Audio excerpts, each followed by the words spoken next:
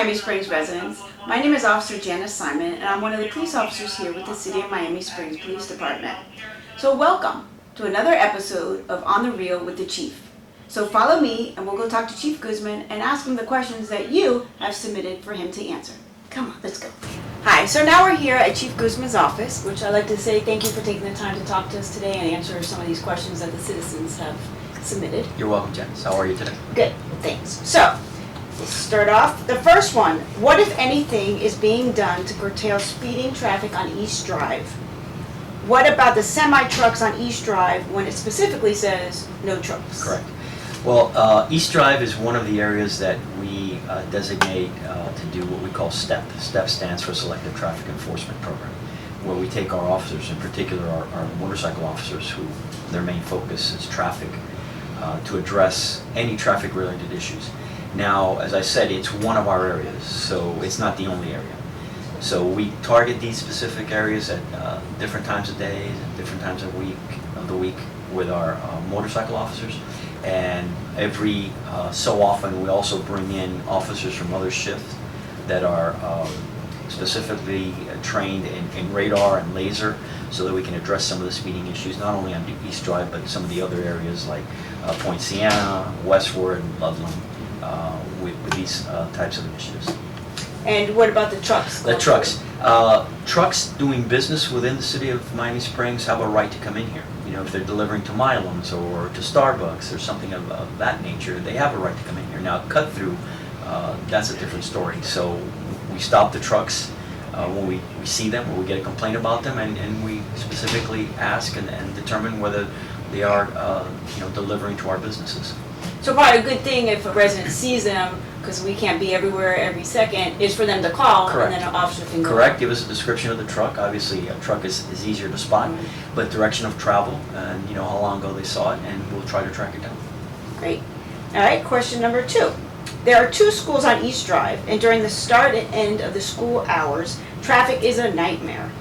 How can they address that, or how is the department addressing that? Interestingly enough, at the beginning of the school year, the charter school specifically, and along with the middle school, we met with the directors, the principals, the administrators, and we developed a different traffic pattern for the pickup and drop-off. And that has eliminated a lot of the issues that we saw in the past. I'm not saying they're totally gone, but it has helped the situation drastically. All right, question number 3. And because I work in the red light camera program, this is very close to my heart, why do we have red light cameras still? I heard some cities have gotten rid of them. Why haven't we? Well, some cities have taken it upon themselves to do away with the program. Why, I'm not sure. The state of Florida has determined that they are legal, and so it's what I call a force multiplier. It does help reduce traffic accidents, and even with the red light camera program, some of the videos that we've seen of accidents of vehicles driving through the red lights is incredible. So it's something that I think is a good initiative for us, and it's up to the other cities whether they want to have them or not. And what I think some people need to also know is not only is it traffic that it assists with, but investigation-wise. Yes, you're absolutely right. We've resolved some hit-and-run accidents.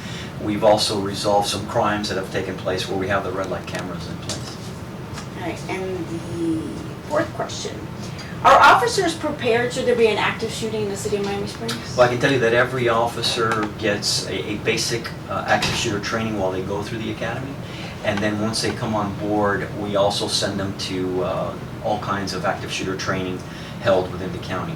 On top of that, every officer is equipped with an active shooter kit, which is a ballistic helmet, ballistic vest to prevent serious injuries from rifle ammunition or higher types of ammunition. So we have the training, we have the equipment, and we not only conduct training internally, we send our officers to training with other departments, and we periodically, with our neighboring agencies, do active shooter drills. And the final question for today's episode. I've noticed all these new hotels going up on Northwest 36th Street. Will that prevent officers from paying attention to the residents that live here? Well, we don't have officers assigned to the hotels, but if we receive a call, we respond to the calls.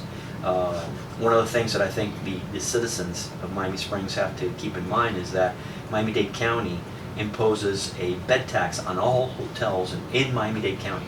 However, we, the city of Miami Springs, do not get one dime of that money, which is, prevents us from increasing the staffing and other initiatives that we could do because of the budget issues. Our state representatives are doing what they can to try to allow the city of Miami Springs to get a percentage of that tax. We have 19 hotels, and at least 2 off the top of my head that are going up right now. So we provide those types of services, but we don't get any funding for it. So if we're able to tap into the bed tax through the state legislature, we'll be able to hopefully increase the staffing in the police department as well as other initiatives. Wow, that would be awesome. Yeah. Well, thank you for taking the time to talk with us today. We'll see you next month with some more questions.